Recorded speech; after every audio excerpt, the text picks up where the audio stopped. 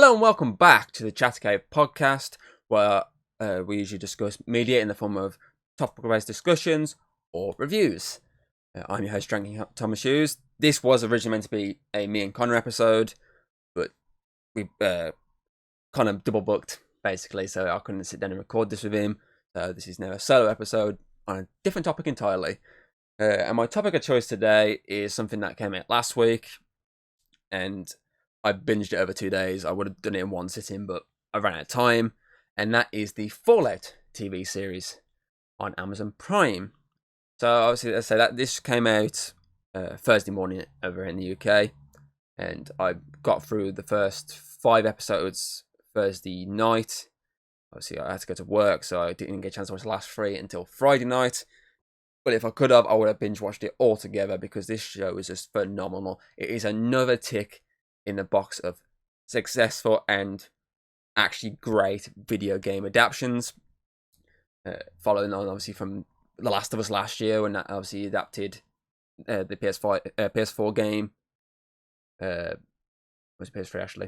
Did it come out on PS3 first? Then it went to PS4, then PS5. But yeah, obviously adapted the PlayStation game.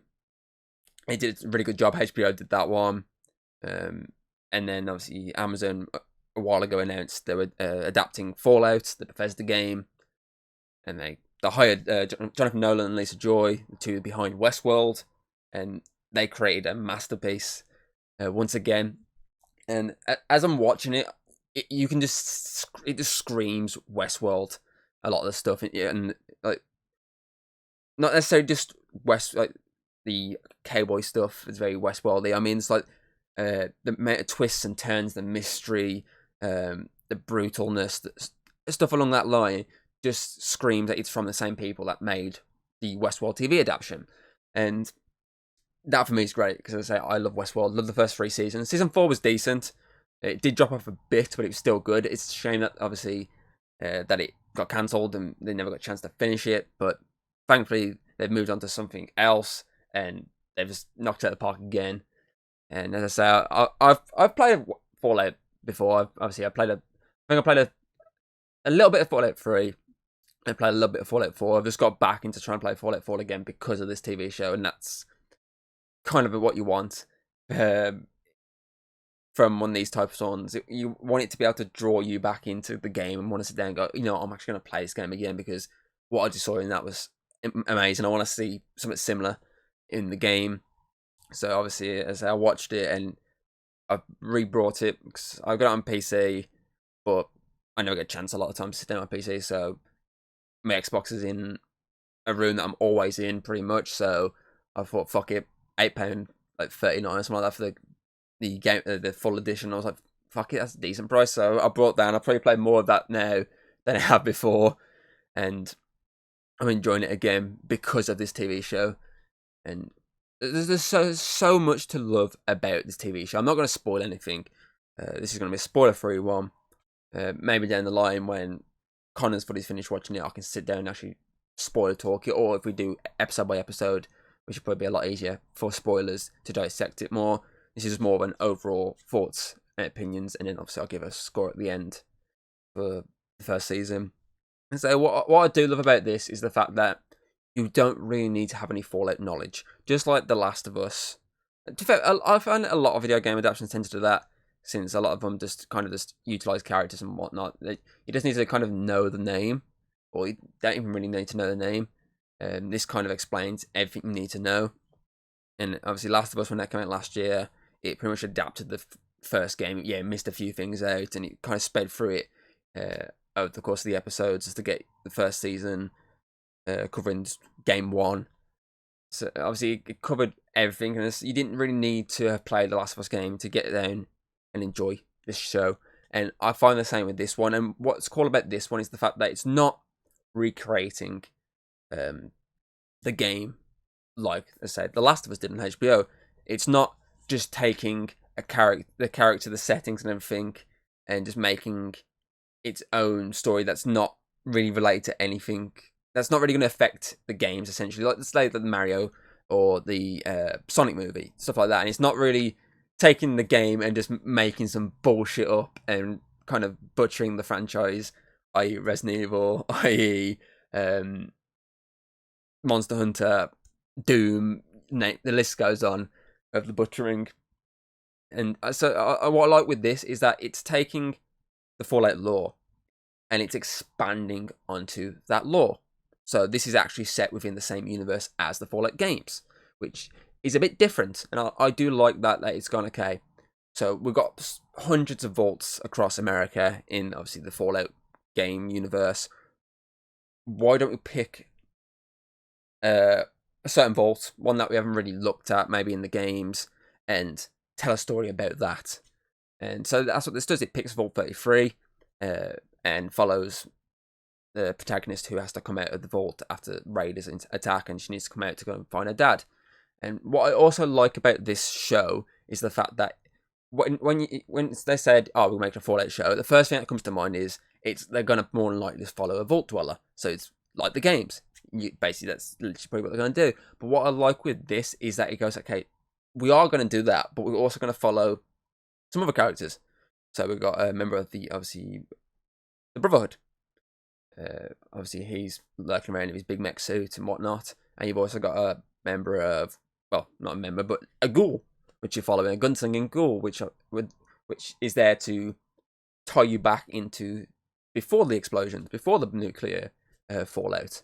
And I do like that, because that's something that, as the show goes on, you get these more flashbacks to the past. You get more explanation to what has happened, because I've not really played a lot of the old Fallout games. I'd say I played the Fallout 4 and played Fallout 3, but obviously I haven't got far enough to say if you see anything heavily about before it happens. I know Fallout 4 starts beforehand. Obviously, the nukes go off and you have to run to the vault, but you never really get too much, I don't think.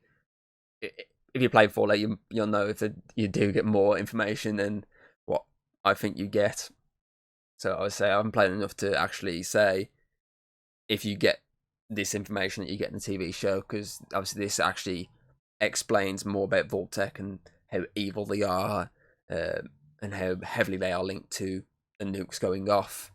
So as I say, I don't know if you get that in the games, because I haven't got far enough into the games to know that, and I haven't played enough of any of them in general to actually say if that information's there. And say if it is, just put it in the comments below and say yes it is, so then I'll know, without actually having to look into it. But yeah, as I say, it's cool that you've got these 3 different stories. They slowly interconnect, and then, as I say, as it goes on, there's more interconnections than you thought. Characters actually are linked a lot more because of stuff from the past. And as I say, I like where it eventually gets to, and all this mystery explodes, and you're like, whoa, okay, that I didn't see coming. That's pretty cool. So there's a lot to like about this story, as I say, for the fact that it is set within the same universe as the games, and it's just expanding on the game lore. That's great. So the characters are pretty interesting, because obviously, as I say, with the Vault Dweller situation, it's the case of, like with the games, you're kind of seeing it from someone who's just coming out and going, what the fuck is this place? So you've got that sort of person, which is very much the viewer. That's someone who's like, whoa, what the hell is this? And then you've also got these other two characters that have actually lived on the surface a long time. 2 characters that actually know a bit more about what's going on.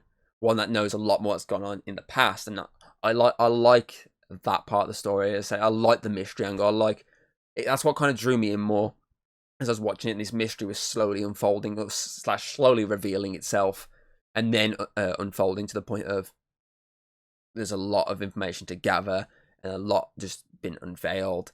That to me drew me in heavily enough to sit down and go, okay, I need to keep watching this show. I need to finish this. And as I fucking binge watched it over 2 days, as I would have done in one, as I said, but I kind of ran out of time, which was upsetting because it was so good. And so, as well as the story being so good, obviously the acting is pretty damn good. Walter Goggins as the Ghoul is just perfect. It definitely, especially I say with the whole Westworld vibes from the creators, Walter Goggins as the Ghoul, how he obviously is gunslinging a lot of times, it definitely reminds me of the Man in Black from Westworld, obviously played by Ed Harris. So I definitely get that vibe from him as well, just about the whole, kind of rapey angle. more just a monstrous, he's like undead situation.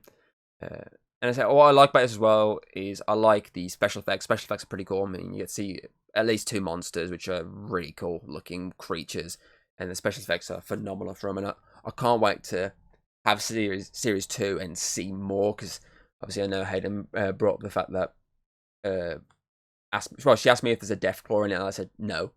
So I'd like to see that, how they obviously them create a Deathclaw for this show. That'd be pretty cool. Obviously the practical side of it's really good as well. Like I said, the big mech suits are really fucking cool. And when every time you see them, it's just perfect, and it's like, whoa, that's amazing. I need more of that on screen.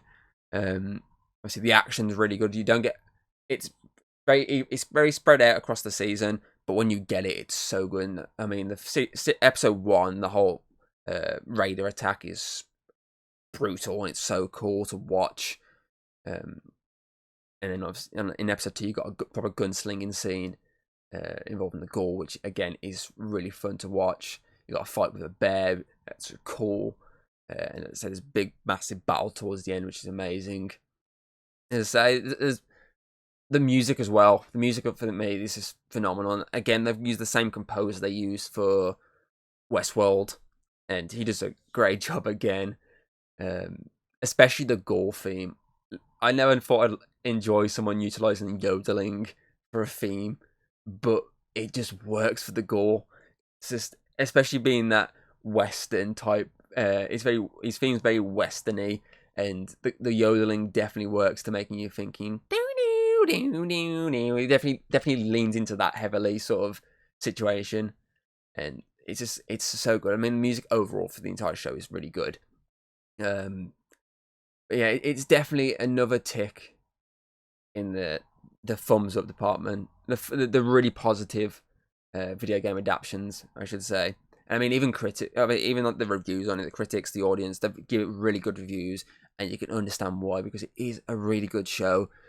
And to be fair, I always expected it to be, especially with the creators behind it. I think my expectations for this were really high, though I'm not this massive Fallout fan. My expectations were high on it just because it being from the creators of Westworld. So my expectations were already up there, and for me, it surpassed that. It surpassed it easily, to the point that I'm screaming for season 2 to be released / announced, because they haven't officially announced it yet, but there's been rumours that they have actually already renewed it, but they just haven't actually said they've renewed it. Obviously, this is the discussion I had with Hayden as well, with why this is done well, and as obviously the point I was making, and she was also making the same point, in both agreement with it, was the fact that to make a successful video game adaptation, especially something that's got a fan base like Fallout has, you need to do it right. It needs to be done properly, and just like the Last of Us show, they did the right thing. They've got an amazing creator behind it. So obviously, Last of Us had the guy that did Chernobyl. This one, of course, had the Westworld creators. On top of that, you also need some sort of collaboration from the game creator. Westworld got Westworld.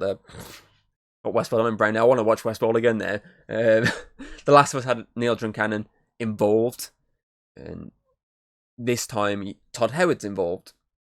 And obviously, he's the one that I think I read somewhere suggested the idea of, well, just add to it, just add a new vault into the universe, and focus on one of the vaults that's already in the universe, and tell a story related to that. I'm pretty certain I read somewhere he came up with that idea and was like, do it that way.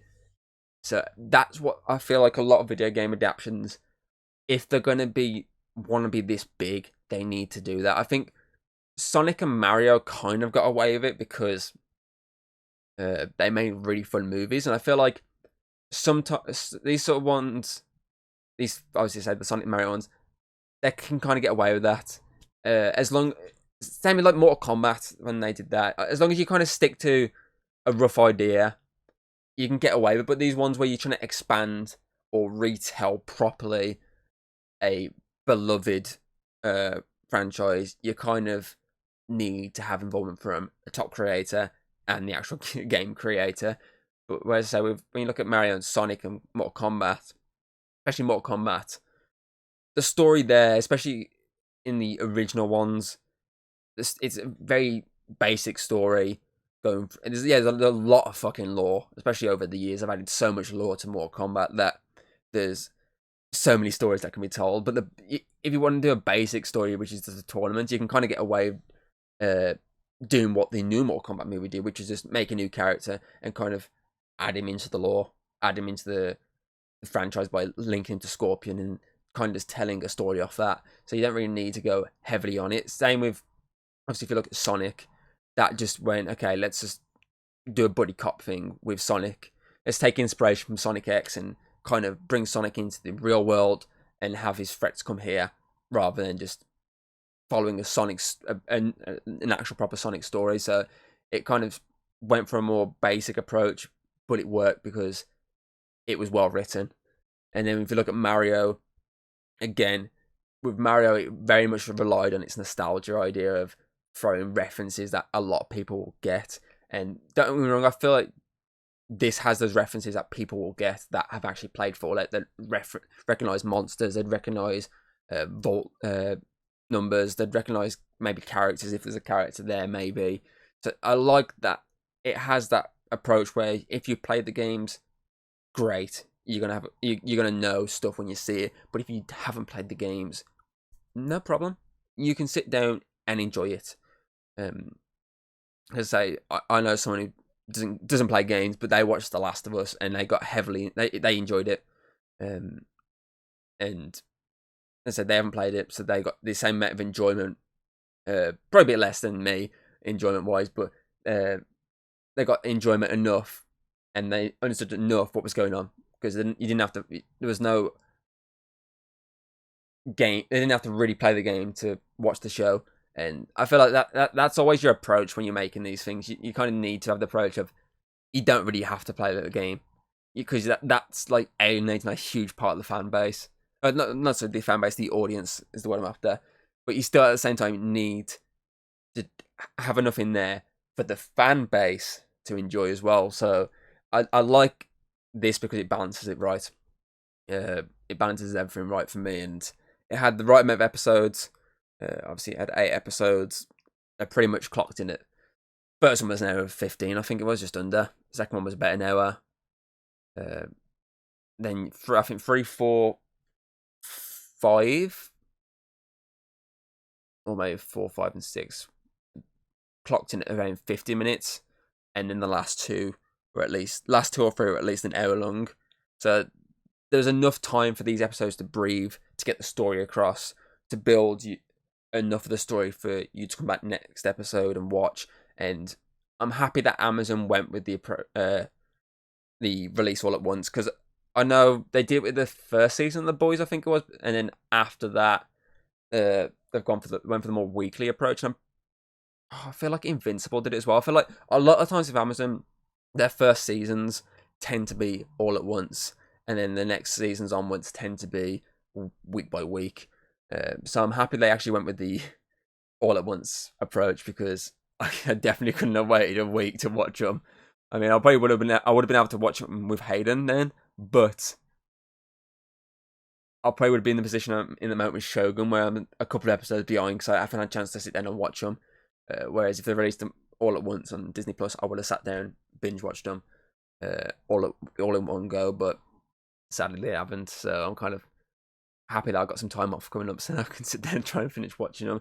But at the moment, for me, Fallout is probably my second favourite show of the year. Shogun just about tips it, unless it has a really bad ending. As I say, I got a couple of episodes to catch up on, and then I say I've got the ending to, obviously, when it comes out as well. So if that has a bad second half of the series for me, then this could overtake it.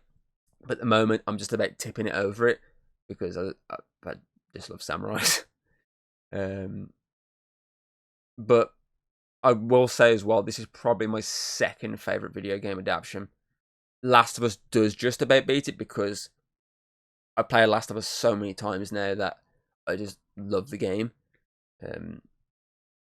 Obviously, Last of Us Series 2, when that comes out, it's going to drop it to the point of when Series 2 of Fallout comes out, if that's the same level as this, then it will overtake The Last of Us, just because I know where Series 2 is going, and I'm just like, why couldn't you drag that the first game into multiple seasons? Which, to be fair, it's probably what something like this has got in its favour. If you look at The Last of Us, for the fact they've adapted the first game into Season 1, and I'm pretty certain they're adapting the second game into Season 2 and 3, because they're actually adapting and only changing a few things here and there, you pretty much know what's going to happen. Whereas something like this, which isn't an adaptation, it's more of setting in the same universe, you don't know where it's going after this. You can kind of obviously guess from the ending where it's sort of going, but you don't fully know straight away as a game fan what's going to happen next. As I say, with The Last of Us, I know for a fact what's going to happen to Joel very much within the first couple of episodes of the fucking second season. So I know for a fact what's happening there. But I feel like if you're a fan of Fallout, you won't, because this is a new story just set in the same universe. So that's probably that's one of the things that this will have in the long run over The Last of Us, for the fact that it can tell so many new stories, whereas The Last of Us is stuck to just adapting the games, which at the moment is just 2. So unless they quickly get a third game out, they're kind of screwed after Season 3, because they have nothing to work on. All they could do then really is just make up a new story, which I just can't see them doing. I feel like they're going to try and adapt another game, but at the moment, they've got nothing to adapt. Whereas Fallout, they got free reign. They have free reign. They can make multiple seasons on this.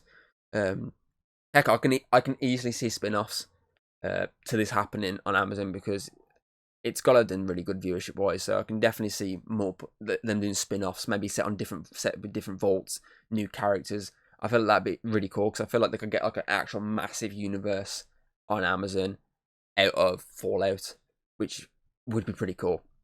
But I feel like as well in the long run, it would be cool to see other Bethesda properties. I mean, Skyrim's definitely another one that could. Well, not Skyrim, the Elder Scrolls. I literally had this conversation with Hayden this morning. The Elder Scrolls would be a really good show as well, because we've already seen the success of like fantasy type shows. Look at The Witcher. Look at Lord of the Rings. Look at Wheel of Time. The list goes on lately of these fantasy type shows that keep coming out. So for the fact that Amazon have seen the success of Fallout, more than likely seen the success of Fallout, it would be cool if they went, okay, maybe we look at in the future Elder Scrolls. That'd be something to look at. I also said, though obviously didn't do very well, Starfield would be an interesting one, because again, these sort of space type shows, look at Mandalorian and things like that, they're quite popular as well. So I feel like do it right, and you could easily get a story out of Starfield set in the same universe as well. So these sort of 3 big Bethesda games could easily have a universe. These other 2 big Bethesda games could easily have their own cinematic TV universes, just like Fallout. Because as I say, it'd be cool if they expand upon this with not just multiple seasons of Fallout, but multiple spin-offs as well. Obviously, don't milk it to an extent where, you're like, oh, really? I've had enough now. Do it to a reasonable amount, because there's so much story you can tell with this post-apocalyptic world. So many characters you can follow. You could easily bring in characters from the games as well, like just like these sort of side characters, and go, oh yeah, I recognize that character. That is something that fans would basically be good with, because it's Easter eggs and shit like that. I mean, technically you could probably just throw them in this, but it depends exactly where in the Fallout universe this one's fully set on the map and timeline fully wise, because this could be before. I'm not too sure time wise. You can correct me in the comments and shit like that.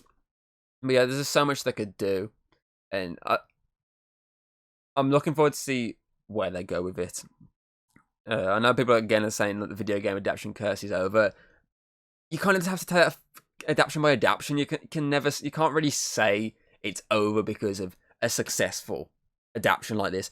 Because I mean, for example, Borderlands is coming out in the next couple of months. That could flop badly. It does look kind of fun, so it's one of those ones where you don't have any expectations unlike this, which expectations are high on. Borderlands, you shouldn't have any on, so we'll see with that one because that could come out and flop.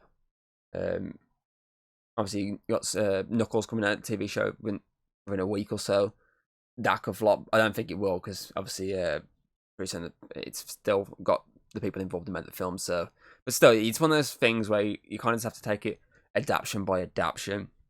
You can't really just say it's the curse is over because of this and Last of Us, really, because it's not. I feel like there's the whole idea of video game adaptations coming out and being bad. That still can happen.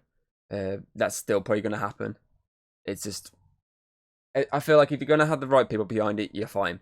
Like this is have the right people behind it. Whereas, as I say, if you get the wrong people behind it, it's going to fucking be a disaster. I mean, for example, the Resident Evil franchise, they had obviously Paul W.S. Anderson behind the franchise, and then that was like a mixed bag of a franchise, and they went, okay, let's use him for Monster Hunter as well. It's just like, that's not a bright idea. He literally ransacked the franchise, and people hated these movies. They're entertaining movies, but people hated them. Like, people who loved the franchise, they hated this movie adaptation of it. So why get that person to then go and try and adapt another beloved franchise from the same fucking company? It just made no sense whatsoever. But as I say, it's just one of those things. It's just take it one adaptation at a time. Get a couple in a row that are just fucking outstanding, and we might be having a different conversation. But it's like anything, really. Any adaptation, books, bringing TV shows into movies or comics to the big screen. It's just one of those things where you could bring one out, it's awful, but the next one could be great. It's just, as I say, you just need the right people involved, and you kind of, as I say, you need, especially with games, you need the creators of the games to have some sort of say, or else it's going to be. I think that pretty much sums up my discussion this time. As I say, Fallout's it's good. It's definitely got me excited for season 2. And as I say, with the right people behind it, it's definitely got me excited for other things that I feel like I've got the right people behind it. Like, for example, the Ghost of Tsushima adaptation that's slowly in the works. He's got the people that made John Wick behind it. That's definitely got me excited. So yeah, it's just a great TV show. And if you haven't seen it, go check it out. As I say, it's on Amazon Prime Video. You can check it out on there. Got all 8 episodes. Binge them over a weekend if you wanted to, or just take your time with them. It's up to you. It's whatever. If it draws you in enough, like you do with me, you can just sit there and just watch. But if it doesn't, it's one of those things that you can just slowly get into. Then just watch it over a couple of days. Watch it over 8 days. Watch it one a day. Simple as. Let's say as an overall rating, I think I'm going to give it a 10 out of 10. It's definitely my second favorite show of the year. It's definitely my second favorite video game adaptation. It just about tips Sonic 2 because I really love that film. It was so fun. But I think this just tips it because there's so much to love about this. And for the fact that it's not just taking the characters from the games and just bringing them into an adaptation. It's actually expanding on the games by making a new story set within the same world we've already seen. That for me is great. And as I said, it's just the Westworld vibe to me, and just makes it even better. So that's why I have to give it 10. So yeah, as I say, if you've seen Westworld, I've fucking got it in my mind. If you've seen Fallout, put in the comments below your thoughts and feelings on it. Did you like it? Didn't you like it? What did you like about it? What didn't you like about it? And what would you like to see in further seasons? What would you like to see them bring to life? Characters, monsters, settings, towns, the different factions. Again, put it all in the comments below, and I'll have a little look-see. Next week, I'm going to try to get Connor on. It'll be Connor, or we'll try to get Alex, because obviously it being a birthday podcast, it'd be nice to have both of us on, me and Alex, because being both our birthdays around the same time. If not, I can't get either of them, which would be sad. I'll just try and get I'll just try and do another solo review on something. My voice is starting to go, so I'm going to have to start wrapping up now. So yeah, that is it. You can check out the podcast on Spotify, Apple Podcast, Audible, etc., etc.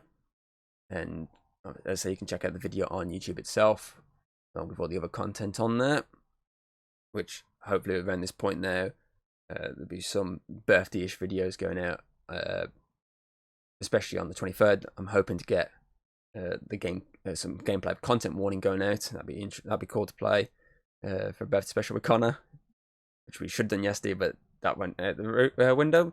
What else? I'm going to try to do a stream on the 22nd, on Monday the 22nd of April. Probably maybe lunchtime-ish, maybe. So I'm going to try and do that. The fingers crossed on that. I would do it on the Sunday, but I'm busy, so possibly the Monday's my better option.